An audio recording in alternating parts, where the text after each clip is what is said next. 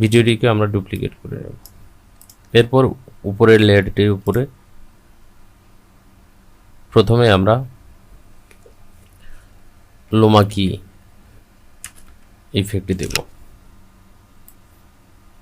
Drag করে লেয়ারটির উপরে ইফেক্টটি টেনে নিয়ে আসব। এরপর গসিয়ান ব্লার ইফেক্ট দেব।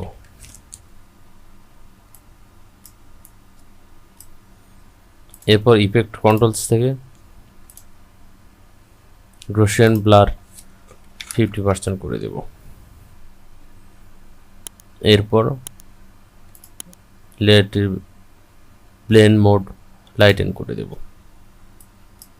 তাইলে আমরা দেখতে পাবো যে আমাদের ভিডিওটি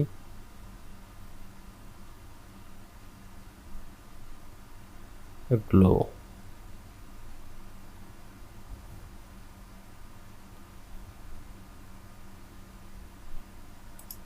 আগের ভিডিওটি কেমন ছিল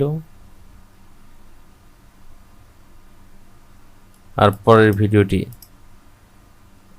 গ্লো ইফেক্ট ইউজ করার পরে পরের ভিডিওটি কেমন, যা আপনারা যখন কাজের সময় ইউজ করবেন, ইউজ করলেই বুঝতে পারবেন।